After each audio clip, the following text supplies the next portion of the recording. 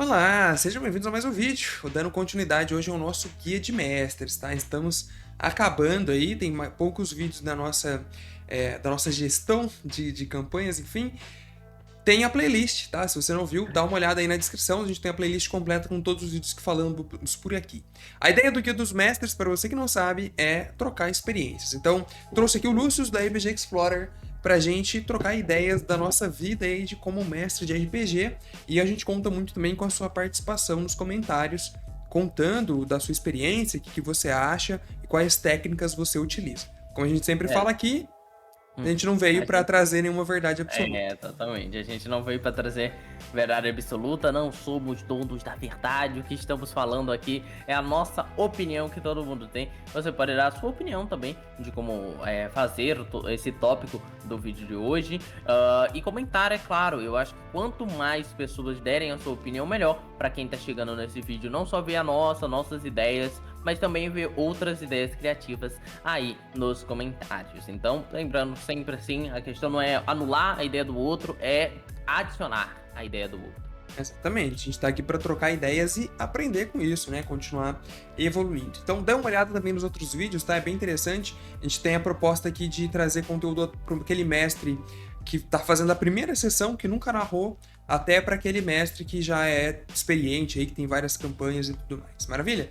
E agora, como a gente está no final da nossa playlist, indo aqui para os tópicos, a gente já está um pouco avançado. Então, hoje a gente vai falar sobre desafios avançados para os mestres. Um deles, começando um ponto bem interessante aí, que pode gerar muitos problemas se você não souber administrar, são narrativas não lineares. O que a gente quer dizer com isso, né? O que são narrativas não lineares? É aquilo que não segue uma linha do tempo normal. Aqui a gente já falou no canal sobre como você vai desenvolver ali uma trama, um mistério. E o nosso pensamento condiz para que a gente faça uma situação linear. Então, tipo, primeiro vai acontecer isso, depois vai acontecer isso, depois aquilo. E aí, como que a gente pode fazer quando as coisas não acontecem nessa linha reta? Quando você quer trazer um acontecimento? Um dos exemplos que eu gosto de fazer isso, tá? Para planejar esse tipo de situação, e talvez um dos mais clássicos que tem, são flashbacks, tá? Eu acho que flashbacks é uma aposta muito certeira aí para esse tipo de situação. Facilmente você consegue trazer ou fazer, né, uma cena lá do passado, com os jogadores interpretando ali agora, sem que isso bagunce muito a linha do tempo. A gente tem isso em RPGs extremamente famosos. Como, por exemplo, no próprio Ordem Paranormal, a gente tem um RPG na parte em que eles voltam pro passado, lá no Coliseu. Eles têm uma sessão inteira, né, que os jogadores eles vivenciam eventos como se fossem aquelas pessoas do passado. Ali é um grande exemplo disso, né, um fato não linear, fora da linha do tempo, que o Cellbit conseguiu fazer eles reviverem e não bagunçou toda a narrativa. O que você acha, Luz? Exato. Você tem que ter muito cuidado de como você vai fazer isso pra não ter que criar um plot armor. Tipo, vamos dar um exemplo aqui que o personagem tem um habilitar, tem um personagem que eu habilitar e controlo na minha campanha e eu decido fazer ali uma spin-off que conta o passado desse personagem há muito tempo atrás. Esse personagem agora do Blitai tem um plot armor. Ele não pode morrer, né? Se chama assim, é uma defesa de plot. Não tem como um plot twist, algo na cena, acabar com esse personagem por causa que ele está vivo no futuro. Então você tem que ter cuidado de como resolver isso, né? Como o Oblitai falou aí, tipo, pô, um flashback, às vezes um flashback até sem muito dado, onde você leva mais pra narrativa, pede pro teu jogador escrever as ações deles, os ataques, mas você, tipo, controlando os vilões, você pode, tipo assim, se é um passado onde ele tem uma derrota marcante, não dê a chance para a vitória dele. Se a narrativa diz que ele perdeu este combate, você não pode colocar a mecânica à frente nesta ocasião, né? A RPG é sempre essa mescla entre mecânica e narrativa. Então tem formas de você fazer isso.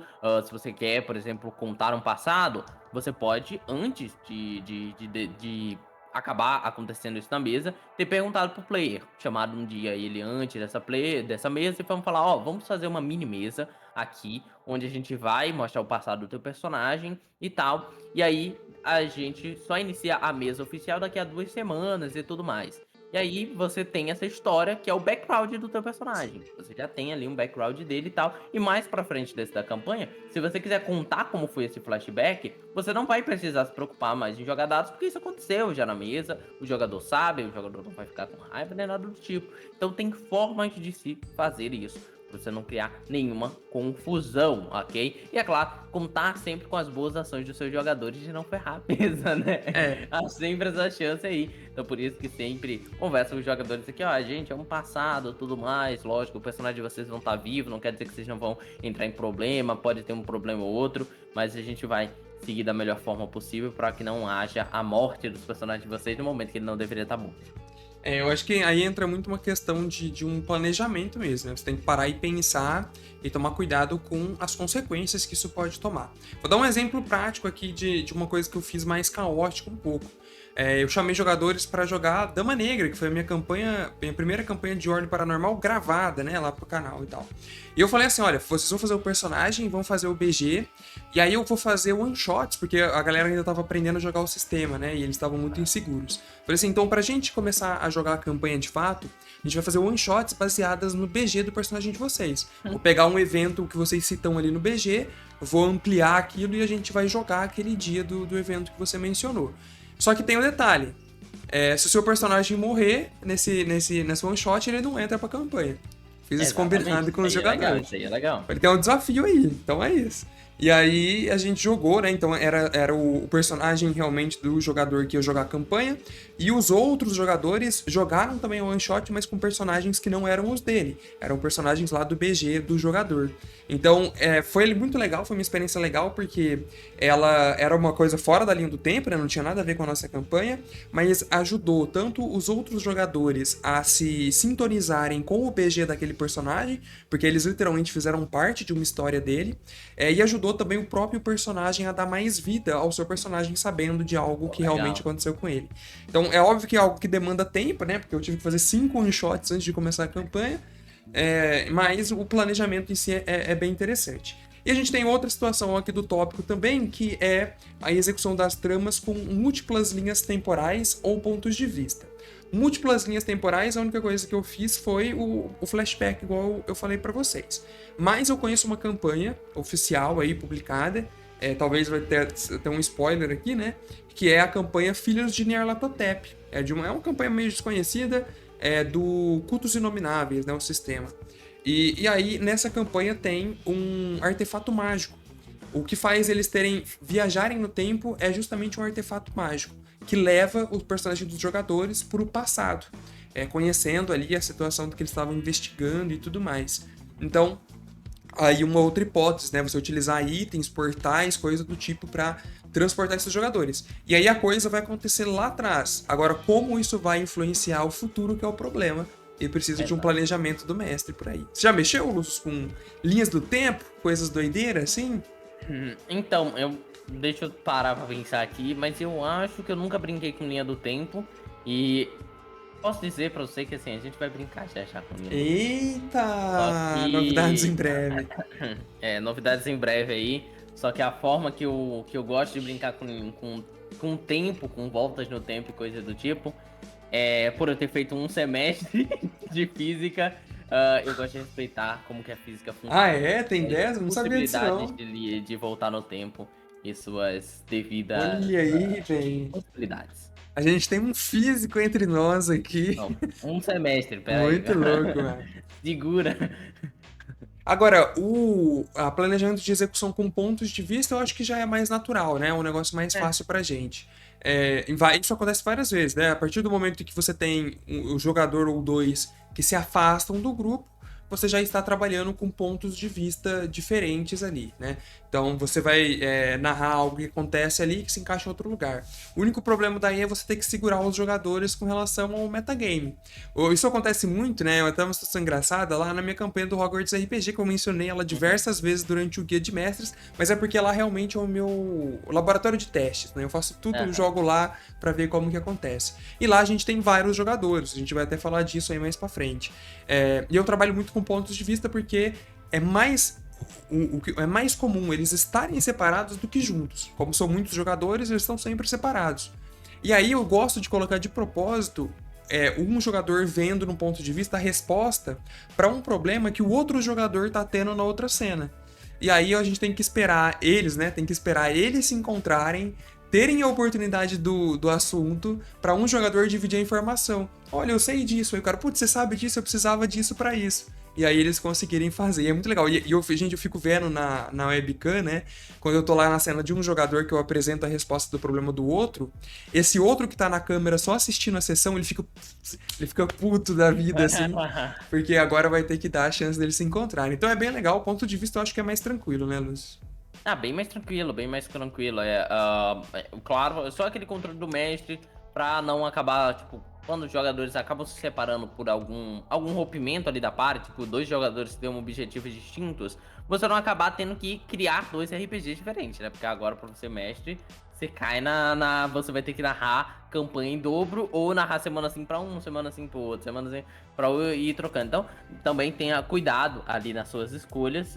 Já vi malucos, né? Como eu tava falando aqui, o Oblitai que narrava Lenda dos Cinco Anéis, que é um RPG bem assim complexo, e tem um mapa enorme e cada jogadores ali, pare de jogadores, estavam num canto do mapa, e se eles se encontravam, aí eles paravam a sessão e falavam, a gente começa a próxima semana, porque era presencial, e aí a gente vai chamar os jogadores, todo mundo, vai ter um confronto, briga aqui. Então meio que tipo assim, cuidado também pra você também não se complicar. Não é algo que eu recomendo você, narrador iniciante, fazer, tá? Porque tem um narrador iniciante, do nada, que é tacar a mesa com 20 pessoas diferentes, botando linha temporal, bota localização no mapa e acaba se ferrando. Vamos com calma, faz cada coisa bonitinha, vê como é gerenciar dois jogadores separados, depois você vê como é gerenciar dois grupos separados, depois 3, 4, 5 e assim por diante, tá bom? Sabe, uma coisa que me incomoda muito com pontos de vistas diferentes é que o narrador tem que sempre prestar atenção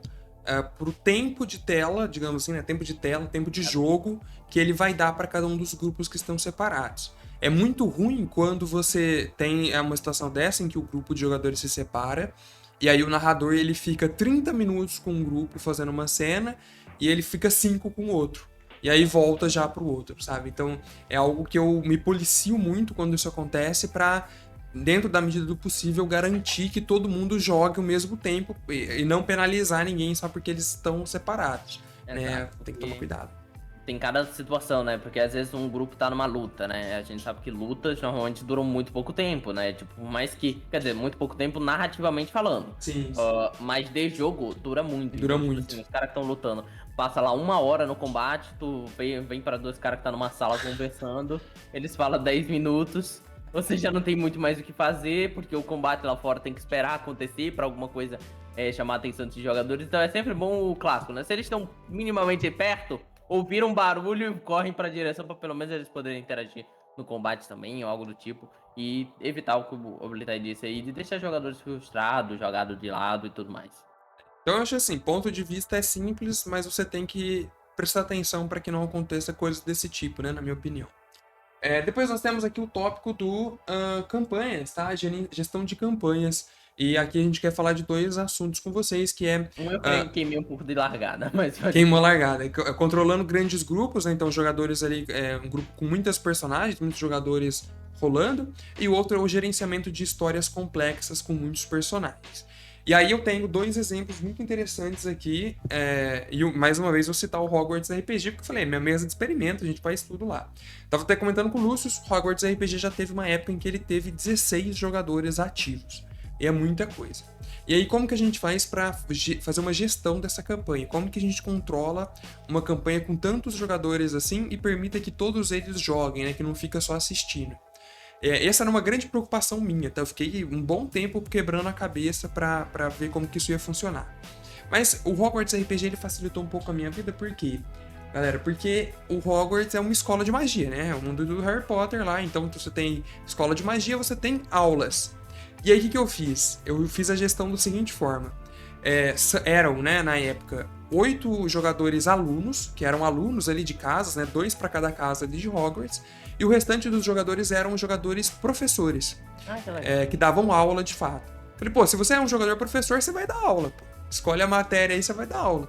E era exatamente isso que eu fiz, galera. Eu deixava um jogador professor, ou dois, quando eles decidiam fazer uma aula conjunta, em uma call separada, embaixo ali no Discord, né, na call separada, com 4 jogadores alunos. E aí eu já tinha 7 dos meus 16 jogadores, já estavam em outra call, com a aula rolando, e eu não estava presente. No momento da aula... exatamente. No momento da aula, os jogadores viravam os mestres. E eles mestravam a aula que eles estavam fazendo ali. Enquanto isso, eu ficava com os outros 4 jogadores alunos e mais alguns jogadores professores, dando continuidade no RP. Então, a minha parte era toda a minha parte extra-aula. E dentro das aulas era sempre o jogador professor ensinando de fato um feitiço ali. Os jogadores só aprendiam magia com os professores. Eu não ensinava magia. Eu só fazia a história andar. E aí eles tinham a aula pra isso. E funcionava bem, cara. Ficou bem interessante. Aí eram 3 horas de sessão. Então 1h30 era a aula. Aí a gente dava um intervalo. E aí trocava. Os jogadores que estavam no RP iam pra aula. E os que estavam na aula iam pro RP comigo. E a gente seguia mais 1h30 assim. Então, funciona, né? Mas eu acho que esse é um contexto bem específico por causa da escola. Não sei como que seria feito ali em outra situação. Eu tenho mais um exemplo, mas eu quero ouvir a opinião do Lúcio primeiro. Cara, isso aí é muito massa, cara. Legal. Eu vou ter que pegar mais dicas aí pra umas coisas que eu quero quebrei fazer. a cabeça, viu? Aí, Mas deu certo, deu certo. Gostei dessa ideia aí, e até jogando aí ideias semelhantes ao do Oblitai, você pode pegar aí mestres de guildas, treinadores, assim, se você tá num RPG mais medieval, um treinador ali pros jogadores que vai levar eles pra um campo de treino, e aí você pode separar também, dá pra fazer algumas coisas do tipo. Num RPG Cyberpunk eles podem estar em outro momento, uma situação de compra, de venda de acessórios e algo do tipo, enquanto você tá levando os outros jogadores, vai fazer muita coisa legal, cara. Eu achei interessante, eu acho que assim, de minha experiência, eu tive poucas experiências com muitos jogadores, eu sempre falo pra você, né? Eu narro com 4 pessoas no máximo, bate 5 com participação especial. Eu não gosto de muita mais do que isso não, porque pra mim, pelo menos, que gosta de campanha curta, não tem como desenvolver todo mundo. Esse que é o problema, tal, né? Exatamente, a questão mais é a campanha curta, né? Mas eu já tive 2 campanhas com muita gente. Uma, se eu não me engano, tinha mais ou menos 15 pessoas, mas era um torneio. Então, legal. Eu amo torneio, tá? Amo. Exatamente. Então, a cada tempo ali, jogadores eram eliminados. Eu fui explicar, né, para os jogadores quando iam entrar, que vocês serão eliminados. Então, meio que tipo assim, não esperem, não conseguir ser desenvolvido o suficiente. Se você não se destacar ali na prova, você é eliminado e é isso. Então, legal. Tinha essa parte que era bem interessante e foi pouco a pouco reduzindo. Foi uma experiência muito massa, muito legal fazer aquele torneio. E essa foi uma das primeiras experiências. A segunda não deu muito certo, por causa que a segunda também envolvia Lenda dos 5 Anéis. Aí, quis fazer a mesma coisa do meu amigo de fazer vários grupos. Mas nós tínhamos, tipo, sei lá, 12, 14 pessoas por aí. Só que o problema era que eu acabei escolhendo pessoas que não estavam dedicadas em si pra causa, né? Não era uma galera focada, full, em ir pra aquele RPG. Uma galera que aceitou, falou assim, pô, eu vou. E aí acabou tendo o quê? Muita falta, muito jogador não podia vir no dia, aí a gente ficava com um buraco, aí eu tinha que controlar NPC de jogador, e aí ficou muita coisa e tal, e algumas outras coisas que aconteceram na época, então eu acabei nunca indo muito pra frente nessa campanha, por exemplo. Entendi. Então é importante também, que se você for pegar muitos jogadores, que você pega aqueles jogadores que você tem confiança, que são dedicados, que por mais que falte uma vez ou outra, não seja algo constante e recorrente, tá bom? Então, você poder também ter tudo isso em mente é muito importante. Cara, legal. Isso é interessante de mencionar, porque realmente, né, eu acho que é muito uma questão do mestre, ele tá planejando isso, uma campanha com muita gente, ele ter a confiança de poder delegar situações para os jogadores. Com a gente, eu acho que daria muito certo. Por exemplo, uma campanha da galera do Dados Mágicos, em que bastante gente narra ali, você delegar uma parte, olha, agora você vai narrar tal parte aí, e deixar a coisa rolando, dá muito certo, né? Mas você tem que confiar no jogador para continuar uma parte da sua história. Tem isso também, tem esse grande detalhe. Muito bem, falando sobre gerenciamento aí de histórias complexas e muitos personagens, eu vou dar o segundo exemplo ali que eu mencionei. Eu acho que o. Eu não sei se a gente pode enquadrar essa minha campanha do Hogwarts RPG como uma história complexa, apesar dela ter vários núcleos, né? Porque eles não são assim núcleos de nossa, né? Coisa mais difícil do mundo. Mas são núcleos em que, como eu disse, as pessoas se complementam. Então, de fato, exige muita atenção e planejamento do mestre em pensar, olha, essa coisa vai acontecer com tal personagem, para que em tal momento esse personagem tenha a possibilidade de conversar com o outro e eles dividam informações, promovendo ali um roleplay realmente entre os jogadores. Mas uma que eu vi que realmente era extremamente complexa e com muitos jogadores, era de um servidor, ficou até famoso, né? Não sei se vocês conhecem, do mundo, né? Das trevas. O mundo das trevas, galera, o World of Darkness, ele tem vários sistemas de RPG. Ele tem lobisomem, ele tem mago, ele tem vampiro. Então ele tem um complexo realmente mundo. E eu sei de um servidor no Discord, nem sei se ele existe mais hoje em dia, mas eu acompanhava bastante lá em 2020, porque eu achava incrível o que a galera fazia. Eles tinham mestres, eram dois grandes mestres que arquitetavam tudo, assim, e eles delegavam sessões, eles delegavam temporadas, assim, de 3 partes, 4 partes, para outros mestres fazerem com os jogadores. E funcionava os 3 sistemas ali em harmonia dentro dessa mesma história, né? Todo mundo construindo uma mesma história, olha que loucura, com várias sessões rolando. Então eles tinham 2 grupos de vampiro, um grupo de lobisomem, um de mago, todos eles jogando na mesma cidade ali e influenciando a campanha do outro. É um projeto bem ambicioso e que realmente só dava certo porque esses 2 mestres que gerenciavam tudo, eles ficavam muito ligados no que estava acontecendo. Então muito, eu acho que assim, realmente um trabalho muito interessante de se ver, mas se a história é complexa, o trabalho para você planejar ela é igualmente complexo. Então eles ficavam ali o dia inteiro meio que só fazendo isso, tá? Eles todo o hobby deles era revertido nisso, fazer essa história acontecer.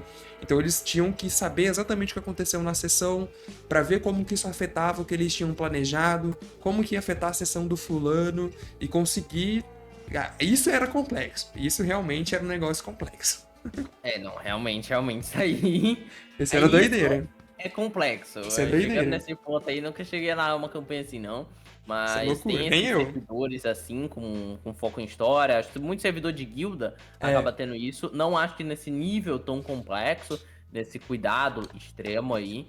Mas eu gosto bastante dessa galera dedicada. Não me dedicaria a isso, mas eu gosto de que existam. Cara, e deve ser uma loucura. Deve ser uma loucura sem limites narrar algo desse tamanho. Mas, bom, é algo que antes de fazer, pense muito bem. Você sabe que você vai ter que anotar e organizar. Você não vai poder esquecer que fulano de tal matou ciclano de tal. Você tem que lembrar sempre desses detalhes. Então, demanda aí uma logística grande. Cara, era muito legal porque eu tava começando, né, pegar umas coisas de RPG e tal, e eu entrava no servidor e eu lembro de algumas sessões que eu acompanhei. Eu tava acompanhando uma mesa de lobisomem, que eles tinham ido atrás de um NPC ali relativamente importante, que era um humano mesmo, mas que ele tinha alguma ligação com os magos, né? E aí o lobisomem acabou se desentendendo, lá o lobisomem ele tem uma questão de controle da raiva, né? O cara acabou falhando e matou esse humano. E eu lembro que eu fiquei chocado na complexidade da história, porque eu acompanhei depois a sessão seguinte de outro grupo, e como que isso afetou, né? Primeiro porque afetou lá a parte dos magos, porque os magos iam ir atrás de investigar e retalhar o que aconteceu, porque aquele NPC era importante. E logo depois o personagem dos vampiros, eles foram atrás desse mesmo NPC para tentar conseguir a mesma informação que os lobisomens estavam atrás, afinal, lobisomens e vampiros estão sempre em guerra, e eles chegaram lá e o NPC já estava morto. E aí os magos estavam lá investigando. E aí houve o primeiro crossover entre magos e vampiros, porque os magos acharam que os vampiros eram os culpados por estarem na cena do crime, foram atrás dos vampiros, aí até explicar que focinho de porco não é tomada, aí eles se juntaram pra ir atrás dos lobisomens. Mano, muito louco, tá? Muito, assim, Nossa, véio, isso é radical. Mas É eu maluco. acho muito legal, mas eu não tenho mais tempo pra fazer algo desse porte, por exemplo, né? Eu acho que, por exemplo, nós dois, a gente seria muito capaz de organizar uma parada assim, mas a gente ia precisar de muito tempo pra ficar naquilo, né? Então, Acaba caindo nas preferências. Eu sempre falo pra vocês, eu prefiro narrar algumas mesas ali com mais temas simples, né? específicos e tudo mais, do que fazer algo super gigante É. e demandar muito tempo e eu ficar, caraca, eu queria estar narrando outra coisa, mas eu ainda tô preso nisso aqui. Mas é legal, né? Comentem aí Legal. como foi com a experiência de vocês, comentem aí qual foi, né, o maior número de jogadores que vocês já tiveram, como que vocês administravam isso. Eu acho que a grande questão aqui é o gerenciamento mesmo de como fazer com que os jogadores não se sintam abandonados enquanto tá rolando tanta gente na mesma mesa, que eu quero muito saber. Maravilha, deixa um like, se inscreva no canal, um abraço e tchau, valeu!